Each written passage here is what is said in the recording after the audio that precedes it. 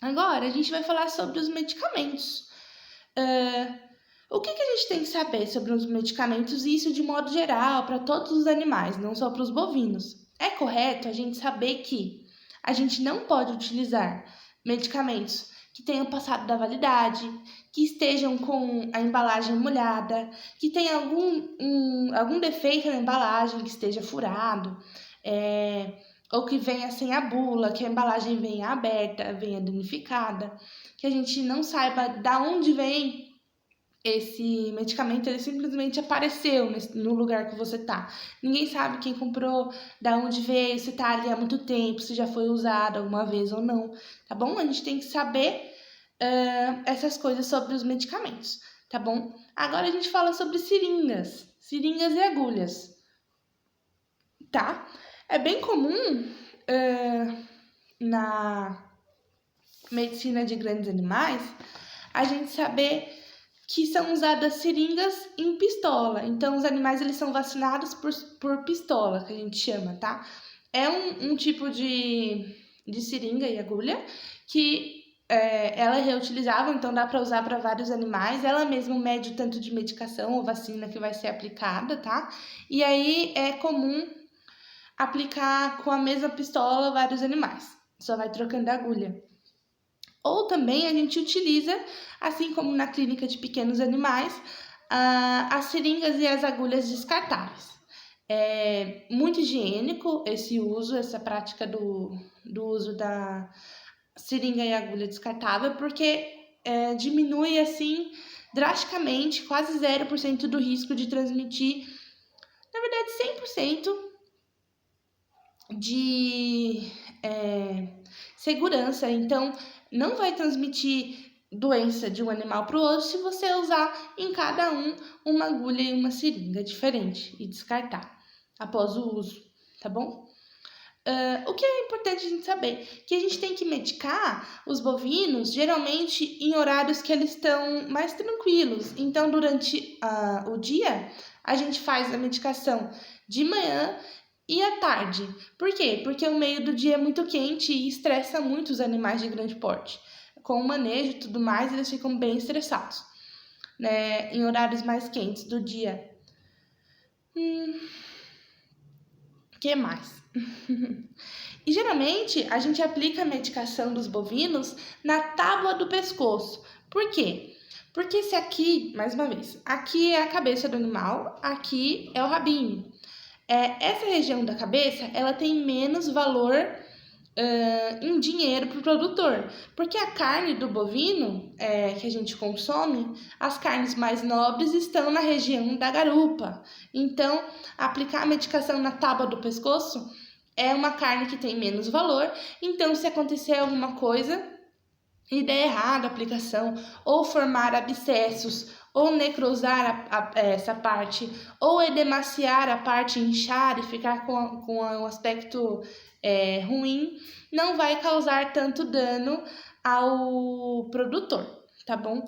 Então, quando a gente aplica a medicação, é sempre na tábua do pescoço do animal, tá? Quando é mal aplicado, é isso que eu falei, ocorrem abscessos, edemas, necrose, dor, tá? O local fica sem sensibilidade, fica dessensibilizado, tá? E problemas nos nervos daquela região também pode acontecer por causa da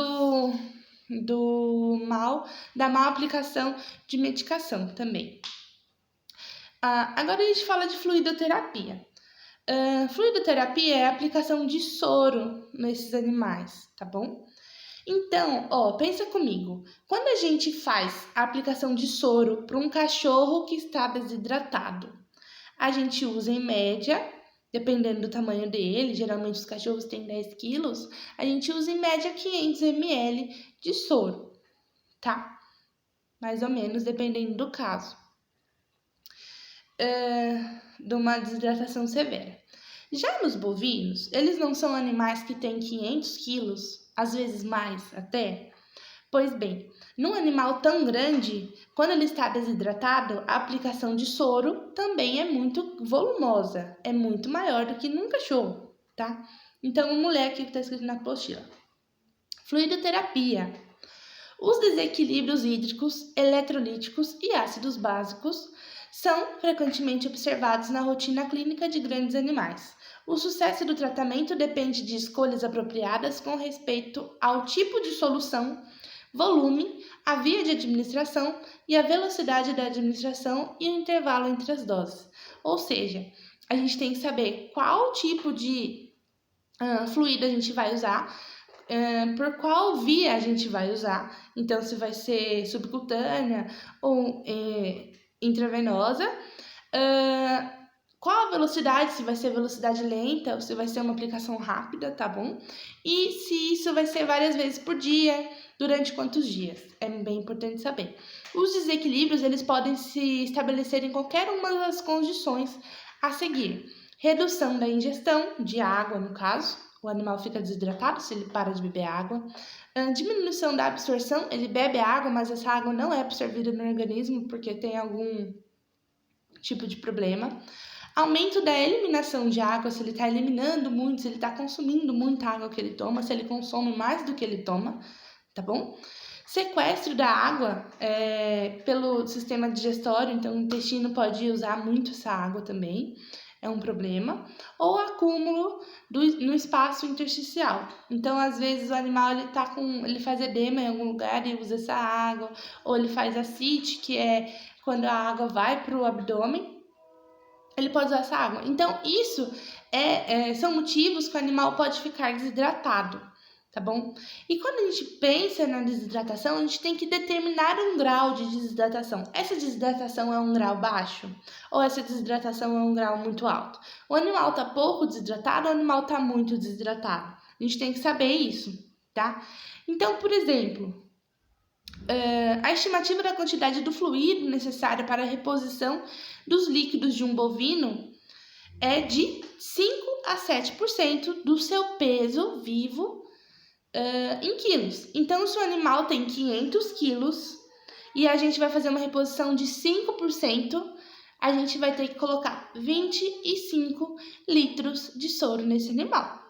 São bastante, bastante mesmo. O volume de líquido que entra na fluidoterapia de bovinos é bem alto, tá bom?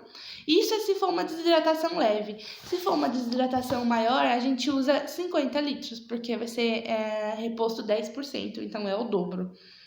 É muito comum a fluidoterapia em grandes animais. Geralmente é pega a veia aqui do pescoço, então é colocado o acesso aqui no pescoço mesmo e deixa tomando soro por ali, tá bom? No animal contido, ele vai estar num lugar contido e aí você vai colocar o soro. Tá? Então, essa foi a aula de hoje, tá bom? Tem exercício no final, tá bom? Quais são os cuidados que devem ser tomados para o derrubamento de bovinos, tá? Não se esqueçam. Cite as vias de aplicação de medicamentos em bovinos, como eu disse, quais são as vias que podem ser usadas em bovino. Eu falei várias, tá bom? Defina os graus de desidratação de um animal. Não se esqueçam que o grau pode ser baixo e o grau pode ser alto também. E aí na apostila ele vai falar a porcentagem, tá bom? De desidratação, dependendo do grau. Aí vocês podem ler, tá bom? Leiam para responder as questões. Até a próxima aula. Espero que vocês fiquem bem.